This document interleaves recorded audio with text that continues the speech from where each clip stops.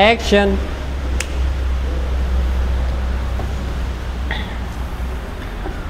Selamat siang, Assalamualaikum warahmatullahi wabarakatuh. Salam Merdesa. Perkenalkan, saya Budi Prasetyawan, pendamping lokal desa Kecamatan Tuntang, dan saya Husen, pendamping lokal desa Kecamatan Tuntang. Oke. Selamat siang Mas Husen. Oke, siang Pak Budi. Gimana ini di luar hujan?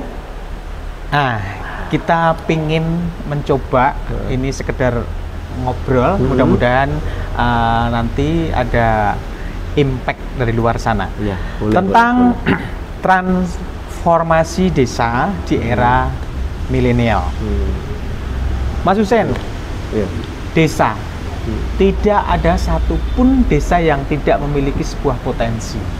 Jelas Ya. Semua punya berarti ya? Iya, punya. Bagaimana ketika dikolaborasikan dengan era milenial ini sebuah desa untuk bisa mulai kita ungkap potensi itu melalui media? Gitu ya? Iya.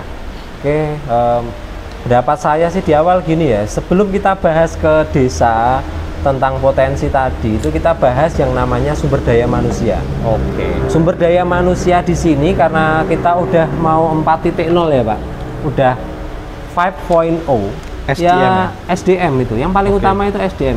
Jadi gini, untuk SDM di desa yang sekarang eranya masih mulai dari perangkat desa, kepala desa, itu masih banyak yang tua-tua Pak. Ini peran pemuda, mungkin kalau di tahun 2023 masih belum Pak.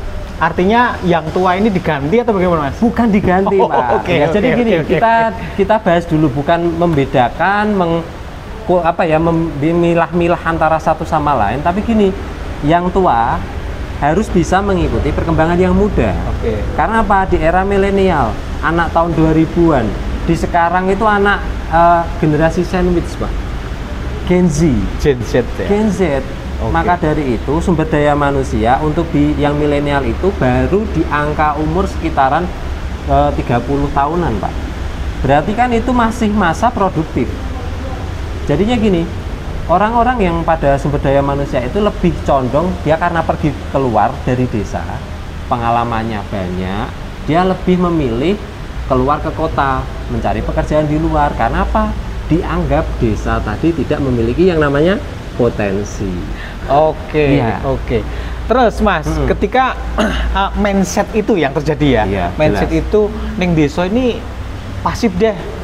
Apalagi anak muda sekarang, akhirnya mereka urban ya, lari ke kota. Padahal di kota juga sekedar buruh guys. Nah, ini bagaimana? Kita pendamping loh. Kita pendamping ini iya memang punya PR. Kita punya PR bagaimana anak-anak muda milenial ini paling tidak mengerti dulu tentang desa. Kemudian dia mengerti betul potensinya, kemudian kerasan di desa. Ini bagaimana Mas? Gini ya Pak, untuk orang gini, kita di sini kan juga membahas masalah finansial. Kembali lagi ke desa itu dianggap tidak memiliki potensi karena finansial. Contohnya, saya kerja di luar dapat 3 juta, tapi saya di desa gajinya cuma berapa? 2 juta lah, atau 1,5 juta. Kenyamanannya itu dapat di desa Pak. Mau beli apa, kerukunan itu dapat di desa. Tapi secara finansial untuk membeli barang kita harus ke kota lagi. Cari uang dulu, balik. Ibaratnya TKW Mas, bahaya sampai orang ke luar negeri itu hanya karena apa? Nilai dari sebuah mata uang. Nggak bisa kita pungkiri. Tapi di sisi lain yang potensi di desa itu kita masih bisa makan makanan desa. Harga di situ masih terjangkau. Bukan berarti ya yang harganya murah, terjangkau, orang juga bahagia. Orang yang uangnya banyak juga belum tentu bahagia. Nah, di sini yang paling ekstra adalah mindset Pak. Mindsetnya di sini yang harus kita bawahi garis merah itu adalah rasa memiliki. Artinya memiliki desanya. Untuk menciptakan itu Mas. Kan kita harus men-trigger ya. Anak muda itu intinya kamu tuh punya desa, kamu tuh punya wilayah, kamu tuh punya ruang dan punya peluang sebenarnya di desa. Nah ini bagaimana agar anak muda itu benar-benar ngeh tentang desanya? Desa, ya. Jadi gini Pak, untuk itu karena ini kan isu-isu juga kades 9 tahun. Nah, apalagi 9 tahun itu waktu yang lama, bukan sebentar loh ya. Kalau anak itu udah gede, udah kelas berapa Pak? Plus 9 ya? Plus 9 tahun dari 01 ya? 0 itu belajar. Mas, ini artinya jenengan nggak sepakat dengan 9 tahun nih? Saya itu sepakat, asalkan dulu ya. Mohon maaf ya, ini nggak mau viral ya ini ya. Tapi gini, 9 tahun di situ harus dibarengi yang namanya yang kita bahas tadi awal, sumber daya manusia. Muda kasih peluang. Kades yang belum sekolah S1, mau tua mau apa, pendidikan itu sampai mati. Bukan berarti toh Pak, iya kan? Harus S1 juga. Orang harus belajar, maka dari itu. Jadi gini Mas, memang masih susah sekali ya untuk merubah mindset itu. Tapi masih susah sekali ya. Ini real ya, satu hal yang real. Tapi dengan ini 2 hari ini kita mencoba bersama mana tadi dari pihak dari Jogja, STMM Sekolah Jogja. Tinggi Multimedia. Ada satu hal yang menarik ketika kita kepingin atau menjadi satu keharusan ya mengungkap potensi desa. Tadi hanya diberi contoh ya hal yang kecil. Artinya kegiatan yang positif di desa diungkap, mungkin ada tempat produksi diungkap, ada destinasi diungkap, ada kegiatan kultur budaya yang diungkap. Nah, sebenarnya cara-cara itu kira-kira ke depan gimana Mas? Kedepannya gini, untuk di desa ini kan kita sudah ada BUMDes, kita juga sudah ada program-program dari Kementerian Desa, dari Pak Jokowi. Itu sudah banyak yang menyinggung soal desa, bagaimana desa dapat bertransformasi, kemudian bisa bermandiri, bukan desa yang tertinggal. Desa itu bukan tempat orang-orang buangan, bukan tempat produksi saja. Tapi di situ sebelumnya kita itu gini, kalau pengen desa diungkap, salah satunya adalah satu, anak muda harus solid dulu. Dia mau datang ke desa, mau berkontribusi dalam kegiatan sosial maupun keorganisasian. Kedua, pilihlah pemimpin yang benar menurut Anda. Benar menurut Anda belum tentu benar menurut saya ya. Dalam itu benar di sini. Kalau di agama itu minimal yang cari yang berkualitas, Pak. Orang kita aja masak makan bayem, bayemnya agak bosok kena pestisida. Ayo kanker Pak, asangang tahun nih gitu. Yang amanah yang jelas. Yang amanah, yang mau apa? Mau ikut berkembang di era digital, mau apa? Transparan di media, mau kegiatan-kegiatan yang berbau ke pemudaan. Rata-rata orang tua ora sah ngene wae ngentek kedit. Anak muda itu bukan cari uang, memang ngentek kedit itu dari dulu. Oke. Pak Kades mungkin pernah muda itu. Maaf ya Pak Kades ya. Mas Hussein ini kan juga memiliki kepiawaian untuk tentang digital, tentang animasi.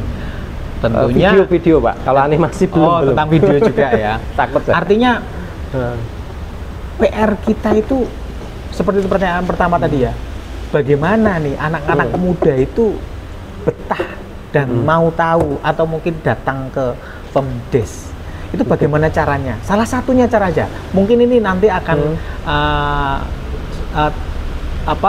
statement ini akan kita bener-bener implementasikan ke bawah. Kita akan turun mulai besok ini Mas Hussein tentunya punya semangat 45 untuk hal itu. Kira-kira gimana Mas?